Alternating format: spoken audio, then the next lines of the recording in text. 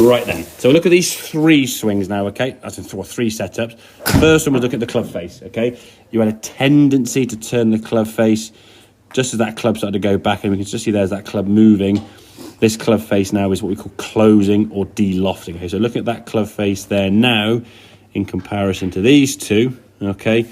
Very, very different looking golf club. These are the same golf club, but this one's got the full loft of the 7-9 here and here, where this one is basically vertical. So it's going to go low anyway, and then the ball's going to go low and left.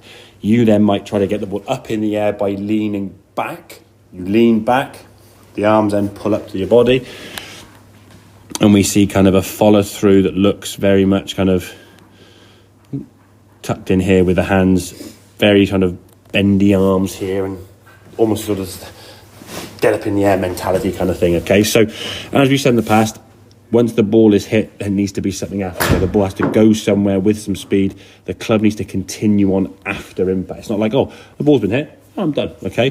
The backswing is looking good. That hip move we talked about last time, we are twisting a lot better now. That right leg now, you can see there's no slide in your right knee. Really, really good shoulder turn there. And we can look at that L position there. Brilliant. It's now reversing that on the other side. And this is just the pressure going. Exactly. Small little steps, yeah. The thing is, I mean, but that's what I said from last lesson, and again, it's not a criticism because obviously you've been poorly and other stuff going on. You've actually made the adjustment from last lesson. We talked about your right hip was sort of sliding and doing this last lesson. It has kind of sunk in, okay? Some practice swings after the lesson or whatever it may be, and you've just been able to sort of adjust to that. You're now making a good backswing. It's now through the ball, keeping that width there. At least now your hands are away from your body as opposed to into your body. Now, again, that progression there is good. If we can get that extended a little bit more, brilliant. What we don't want to do, though, Joe, is feel like we've got to try to stretch the arms through, yeah? That's when people try too hard, yeah? They try too hard to make the move, and if you try and stretch your arms this way, you're going to lean back even more so, which will encourage some of the things you were doing in the first place, hitting it low, hitting it left, okay?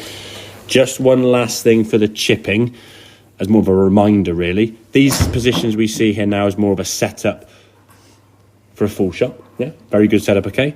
The short shot, the front foot stays where it is and the back foot will come closer, which now puts the golf ball in effect nearer to your right foot. Weight favours this front foot with a chip shot as well. When we play these shots, the hands have got to keep going towards target, okay? If the hands stop and they end up flicking, okay, because they have stopped, the hands can stop quite quickly, but the club head's momentum is going to carry through, and that's when that scoop happens, okay?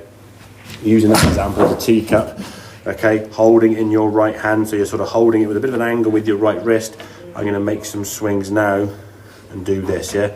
Get the sensation of keeping the cup full. If I do it this way, I'm going to get a very wet hand, which obviously we don't want to try and do when we're playing golf, okay? So it's keeping that club face continuing to stay basically behind the hands and not flicking. But I think on these little tiny shots, you're trying to be so soft and delicate, you get quite flicky with it, and then and off it goes. And then the ball goes too far, and I've hit it too hard.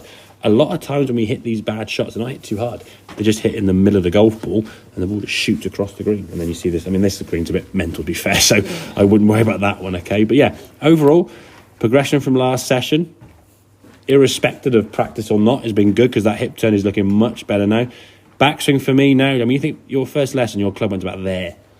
So you've progressed that massively, okay? And you've really sort of put a lot of, I think, time and play anyway. You've played a lot, obviously, on the weekends and with your husband and your lad and stuff. Get on the golf course has been great. And now you're making a much more efficient backswing. It's now having that, in some ways, the confidence. And again, if you think about the weather, I give yourself credit for that, okay? To continue on through and make this swing now fuller through the golf ball, yeah? Not trying to sort of stop here and just fold things up like that. Okay. So a bit of practice maybe when you feel a bit better. Hope you are feeling better soon. All right.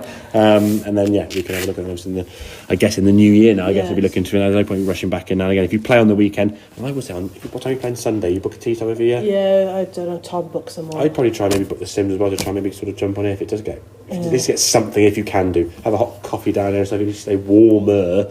It's warmer than it is out there. That's what you fair. Okay. So yeah, but work on that L to L. Get that consistency more, okay?